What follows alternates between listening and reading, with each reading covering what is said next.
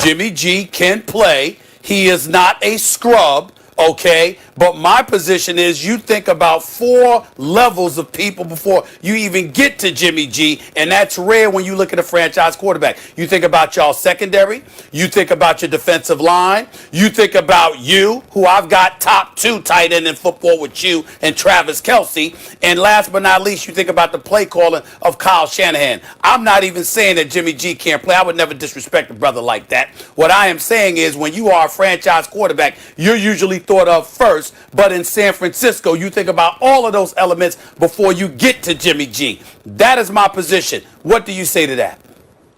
How is that his fault? It's not his fault. He's on a good team with really good football players and a great head coach. It's not his fault. Yeah.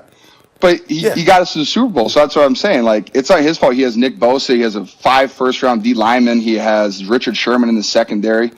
I mean, that's not his fault. He goes out there and he performs week in, week out. Like I said, leads the league in third down percentage. He makes throws. He won us 2 games versus Arizona. He won us the Rams game at the end of the game. He won a shootout with Drew Brees, who in my opinion is one of the best quarterbacks to do it.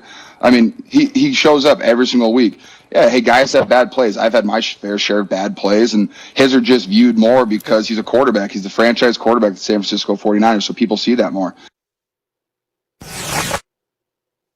All-Pro tight end George Kittle, there he is, back to have some more fun, joining us on behalf of Old Spice. Great to see you. And let me say, I love the smell of Old Spice, especially the deodorant. They should make some for women. George, I'll get to you in just a second about, there we go, yes, about what exactly you're doing with Old Spice. But you know where I want to pick this conversation up. I realize this season was an anomaly for you guys, ravaged by injuries. Your quarterback, I mean, it was incredible how many people were on the injury report week to week. But do you still feel confident? Because we've heard trade rumors, quarterback position, all that Jimmy G can lead you guys back to a Super Bowl.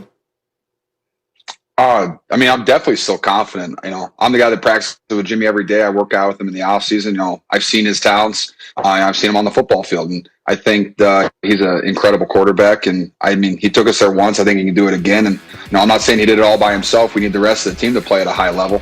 But you know, Jimmy's a guy that can deliver the ball when he needs to. And so we had the same argument we did a year ago. We can talk about it, the exact same way. And my position has not changed. Jimmy gets the ball to his guys, and when he has the opportunity, he plays at a high level. Well, first of all, it's good to see you, my man. I hope that your foot is completely healed. You're one of my favorite players, so I wish you nothing but the best. You are right. Your position has changed, and neither has mine.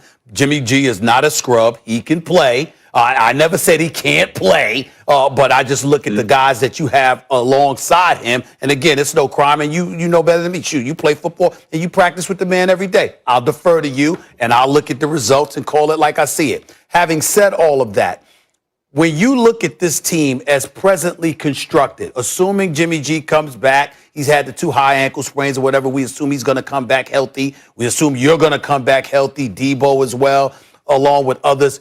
Considering what you've seen transpire in the NFC with Tom Brady there now, we don't know what's going to happen in New Orleans. Aaron Rodgers probably staying in Green Bay, etc. What are your expectations? I'm not talking about your hope, but your expectations for you guys coming off this 6-10 injury-riddled season? Oh, go to the playoffs, go to the Super Bowl, and win it. Those are my expectations. I mean, I think the team that we have from our all-pro linebacker and Fred. I think we have still an incredible defensive line. We played an entire season without Nick Bosa, who, in my opinion, is still, second best player in the NFL. And we went an entire season without him. And I think our offense is only getting better. A year under Ayuk's belt, our wide receiver core is getting better. Debo gets another year. And Jimmy G gets more year in Coach Shanahan's offense. I think our offense is taking steps forward. And this year is definitely tough for us with all the injuries, and it's hard to build, momentum and,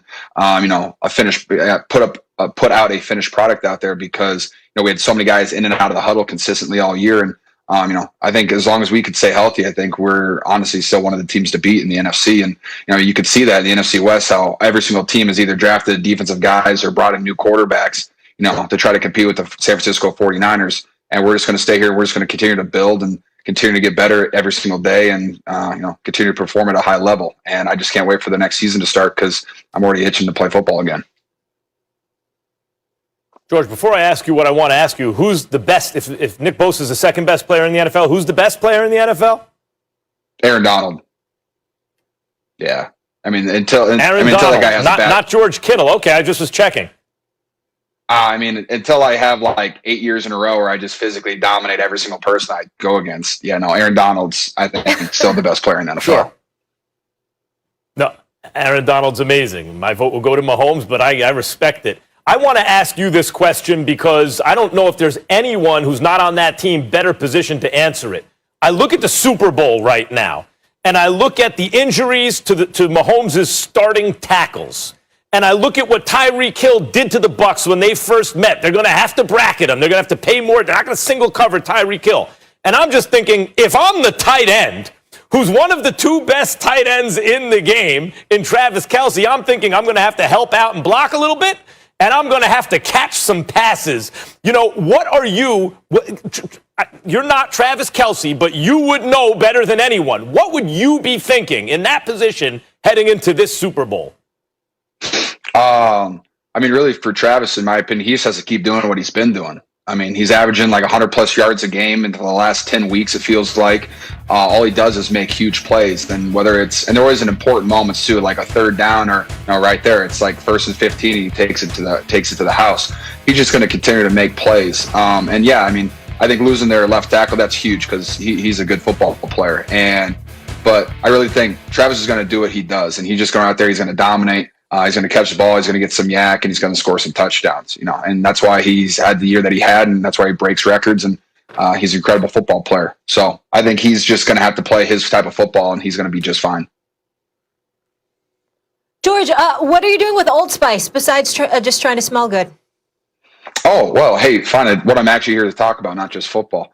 You know, I'm working with Old Spice. I think the message is it's great this year. It's talking about like your self-confidence. And, you know, last year is really tough for everybody. You know, instead of going to work, you're waking up, you're getting on Zoom calls, you're just kind of hanging out. And it's kind of hard to get into a routine. It was a lot different for, you know, everybody in the world. And, you know, it's really easy to be your own harshest critic, you know, when you're sitting at home every day, you know, looking at a laptop screen, Zooming with people. And I think Old Spice, all they want to do is they're just trying to give guys confidence in, you know, everything that they do. So, you know, if you start the day and you smell great, you have confidence in other things that you do. You know, it's smell good, feel good, play good.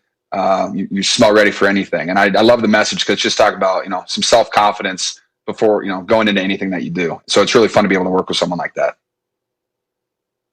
I love it. I love the message. Full disclosure, no I spray excuse to perfume stink, every guys. day, even if no one sees me, right? I got some for you guys. If you Listen, need our any. self-esteem, good. Self-esteem can get low during a pandemic. I'm going to burn all my yoga pants and sweatpants after this thing's over. Only wear heels and dresses. So sick of looking like a slob. All right. One more thing I want to ask you. I know you're a huge wrestling fan. Why is Stone Cold Steve Austin one of your favorites? Stone Cold? I mean, he's the man. I think, honestly, my favorite attribute about, you got to be kidding me right now. I think his best attribute, he might have the best hands in wrestling from all those beers that he could catch. So I gotta get on the jugs machine with you, my guy. Are you kidding me right now? Yeah.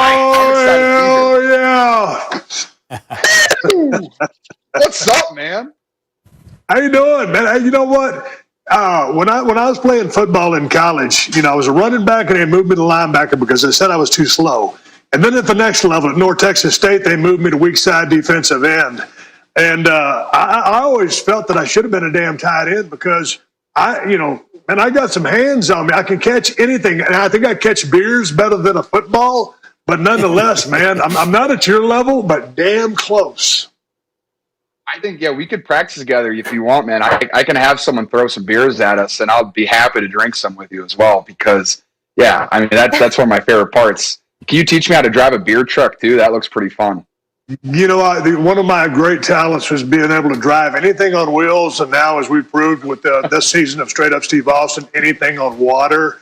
And I didn't even have that stick of self-confidence as you speak so highly of. So send me a stick of that, and I think I'll be ready to go. But, yeah, man, anytime you want to drink some beer, I'm ready for you. I can't believe I get it. This is the first time I really got to talk to you, so this is awesome for me. You just made my whole day incredible. I really appreciate you coming on. Listen, George, George and Steve. George, you just made my day just seeing you smile and that we actually pulled off this surprise and it all worked with all the technology. So this really was a lot of fun for us here on First Take. So George, you are dismissed. Stone Cold, we need you to stick around and I want to share a clip from your show.